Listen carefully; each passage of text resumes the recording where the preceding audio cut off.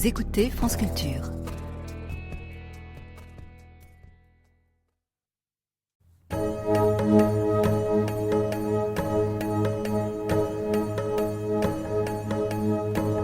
Histoire du bouddhisme par Olivier Germain-Thomas.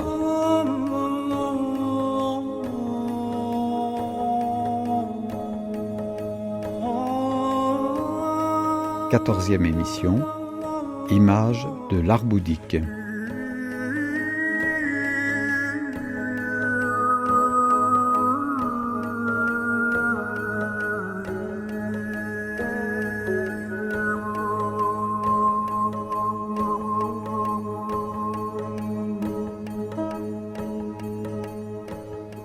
Mille herbes pleurent des larmes de rosée, un pin tout seul murmure dans la brise.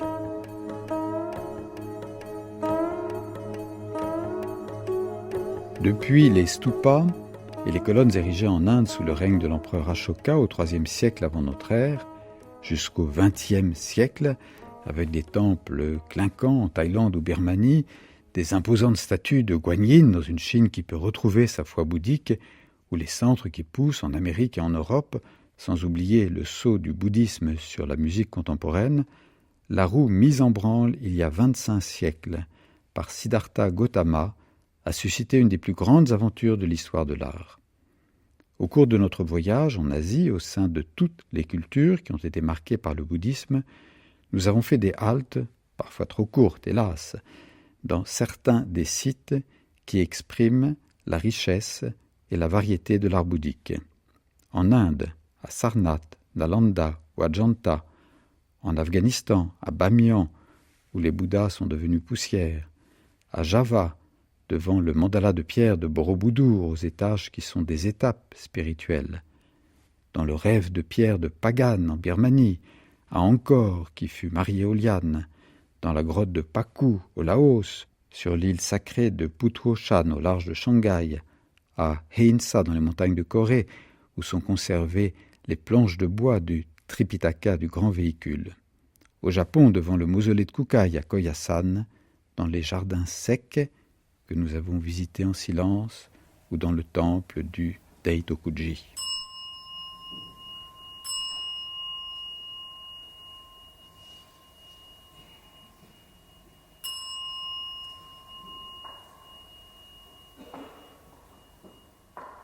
Dans la mesure où le génie du bouddhisme a été de s'adapter aux cultures qui l'ont reçu, il n'y a pas un modèle architectural commun depuis les premiers stupas jusqu'aux pagodes à étages de Chine. Mais si l'on met côte à côte le visage du Bouddha en méditation de l'école de Mathura et celui d'un Bouddha de Nara, il se dégage un rayonnement d'une même intensité avec des expressions qui se ressemblent malgré la différence des styles. Ici comme là, un visage doit exprimer, avec les moyens les plus simples, la sérénité de la vie intérieure. Mais au commencement, le Bouddha n'avait pas de visage et aurait pu n'en avoir jamais.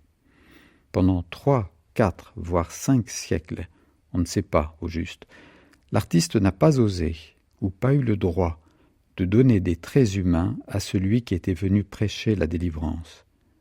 Les étapes de la vie de Gautama étaient représentées sur les bas-reliefs, certes avec des personnages, mais lui-même était manifesté par un symbole qui changeait selon l'épisode évoqué.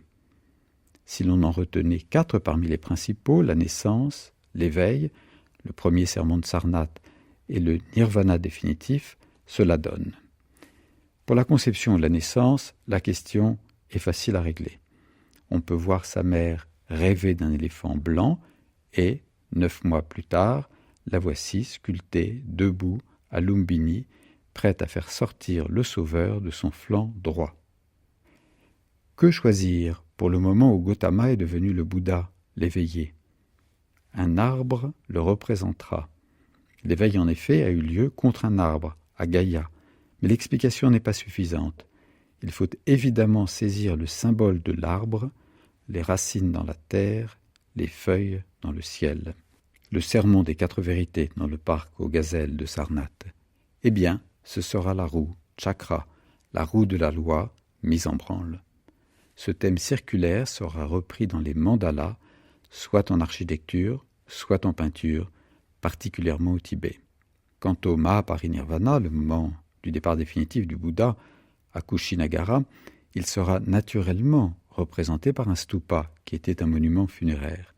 Mais encore une fois, il faut aller au-delà et sentir la force du symbole. La délivrance définitive, exprimée par une demi-sphère pleine, sans porte sur sa structure, les portes étant sur la balustrade qui entoure le stupa et autour duquel s'effectue une marche rituelle en le laissant à main droite. Avec cette période dite aniconique, on se trouve devant quelque chose de très important. Le Bouddha n'a pas de visage. Il possède des puissances qui se manifestent d'une manière différente selon le message à transmettre. Consciemment ou inconsciemment, le fait rejoint la leçon d'impermanence au cœur de l'enseignement du bouddhisme.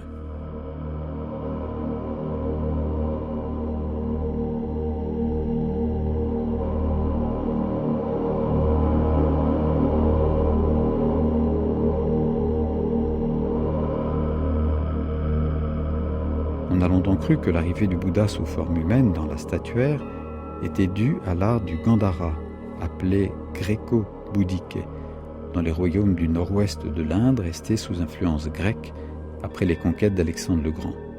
L'hypothèse était séduisante. Ainsi, le visage du Bouddha était-il une métamorphose de la statuaire grecque ? Ce fait-là n'est pas récusé, mais l'on pense maintenant que la figuration s'est faite en même temps au sein de l'école de Mathura. Mathura est le nom d'une merveilleuse petite ville sainte le long de la Yamuna. Donc c'est fait également dans cette école, sous l'influence de la représentation des dieux hindous. Que le modèle du visage du Bouddha soit Apollon ou Indra n'est pas sans importance, mais faute de pouvoir trancher, on ne peut que constater l'arrivée d'une figure qui, plusieurs siècles plus tard, se retrouvera au Japon. Elle possède des signes distinctifs. Parmi eux, les yeux mi-clos, la protubérance crânienne, signe de l'intelligence supra-humaine, ou l'allongement des lobes des oreilles. Que le Bouddha soit représenté assis ou debout, un langage par signes est donné par les mudras, gestes symboliques de la main. La main droite est posée au-dessus de la main gauche, les pouces rejoints, c'est la Dhyana Mudra, le Bouddha médite. Les deux mains sont enchevêtrées à la hauteur de la poitrine, doigts écartés, c'est la Dharma Chakra Mudra, geste de l'enseignement. La main droite est à terre, c'est la Maravijaya Mudra ou Bhumisparsha Mudra. Le Bouddha prend alors la terre à témoin qu'à Gaya, sous l'arbre de l'éveil, il a résisté aux assauts de Mara, le démon tentateur. Le pouce et l'index de la main levée se rejoignent. C'est le geste de l'argumentation, la Vitarka Mudra. Une ou deux mains levées, paume vers le fidèle, c'est l'Abhaya Mudra, geste de protection, d'apaisement. À ces principales mudras s'en ajouteront d'autres, le don, l'hommage, ou au sein du Vajrayana, la menace, l'initiation, l'accueil, l'offrande de la lumière.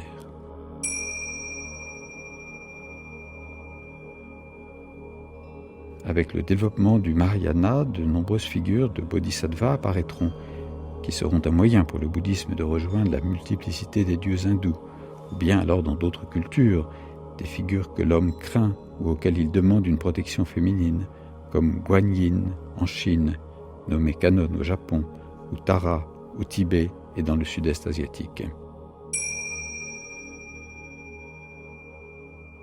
En se répandant vers l'est, le stupa hémisphérique a gagné en hauteur et est devenu pagode. La première aurait été construite au Népal, dans la vallée de Katmandou, au sein de la culture Newar. En Asie centrale, en Chine, en Corée et au Japon, les pagodes ont été construites avec des toits superposés et ont fait office de temple. Les toits s'étagent autour d'un axe central qui est l'axe du monde. Mais de nombreux temples sont devenus des édifices à étage unique, renfermant des statues et des objets de culte, le toit ayant cette forme recourbée qui donne son style au pays de l'Extrême-Orient. À Bamiyan, à Ellora, à Ajanta, pour ne citer que quelques exemples, des lieux de culte ont été creusés dans des falaises. Certaines de ces grottes ont été couvertes de peintures, comme à Ajanta, dont les fresques murales de l'époque Gupta sont un sommet de l'art universel. Elles représentent essentiellement des dessins de Jataka, ces récits des vies antérieures du Bouddha, avec une vivacité, une imagination, une fantaisie, une sensualité, plus encore même, avec les couples enlacés des Meituna qui enchantent le visiteur, mais demandaient aux moines qui y vivaient d'être de marbre, comme on dit.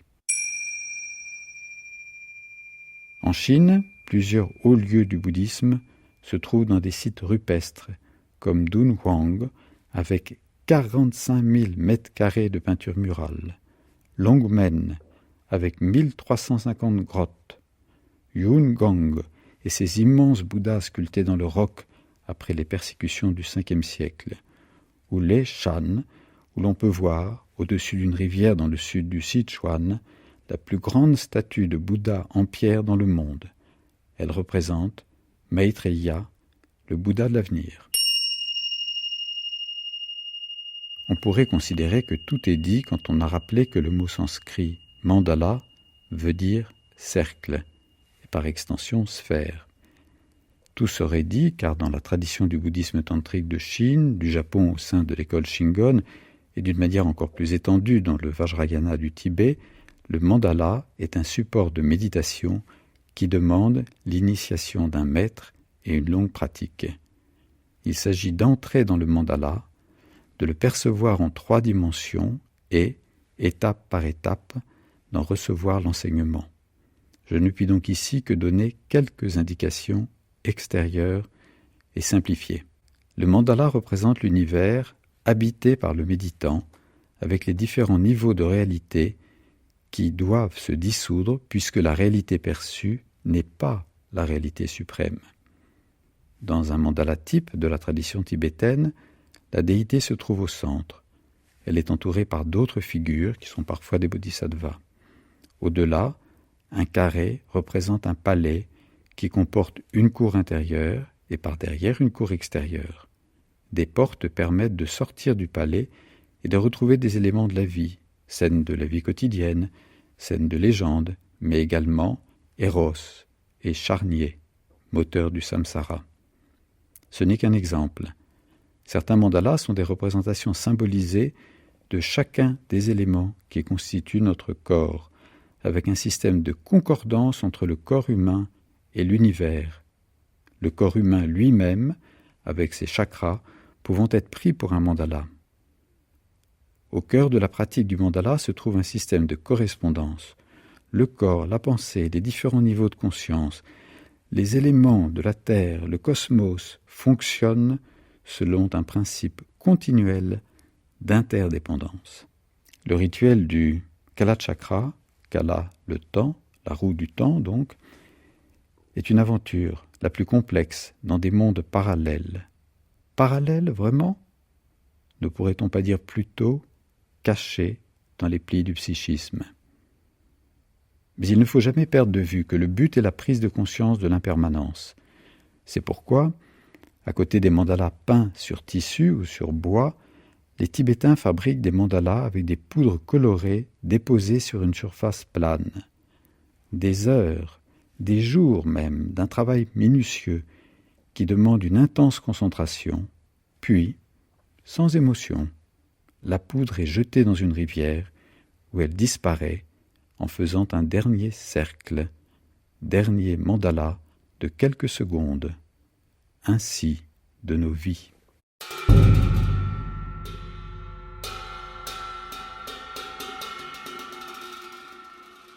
Pour clore ce survol des représentations bouddhiques, un dernier exemple.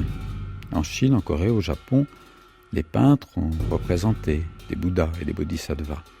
Mais on peut penser, c'est d'ailleurs ce que je pense, qu'un sommet de l'art bouddhique en peinture a été atteint par des moines Chan, zen, qui exprimaient la substance du message en peignant un nuage, un arbre, le vide de l'espace ou la frêle silhouette d'un sage montant à son ermitage. Prenons un cas particulier, l'œuvre du moine japonais Sengai, 1750-1837. Voici le dessin d'une grenouille assise, accompagnée d'une calligraphie qui reproduit les paroles de l'animal à l'œil ironique. Si c'est en pratiquant la méditation qu'un homme devient un Bouddha, il y a longtemps que je devrais en être un. Ou, sommet de l'apparente simplicité, un cercle avec seulement ces mots. Mangez ceci et buvez le thé.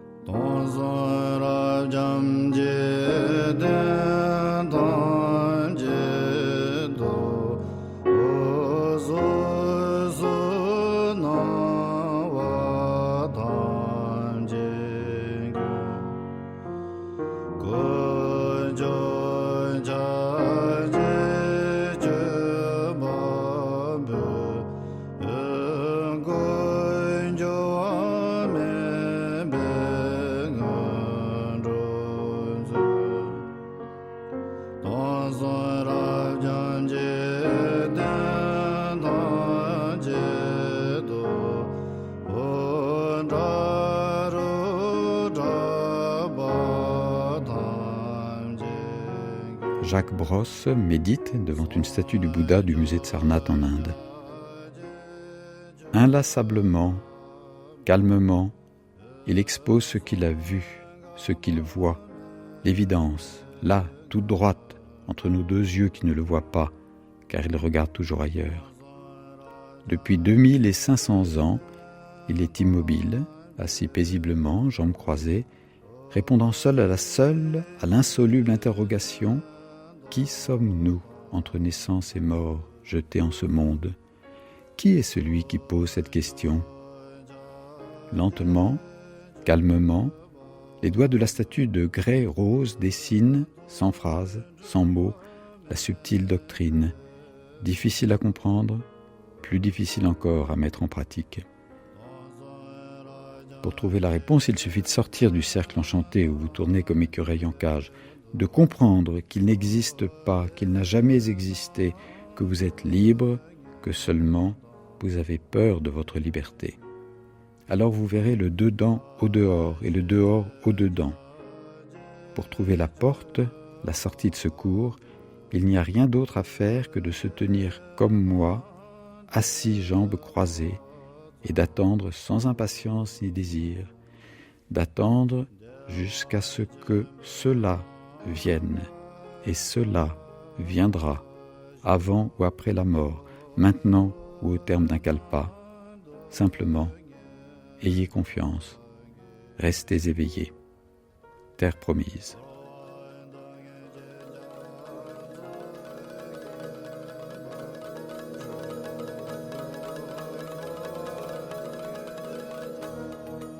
C'était Histoire du bouddhisme par Olivier Germain-Thomas, une émission en partenariat avec le Monde des religions. Prise de son et mixage, Olivier Dupré, Benjamin Vignal. Réalisation, Nathalie Triandafilides.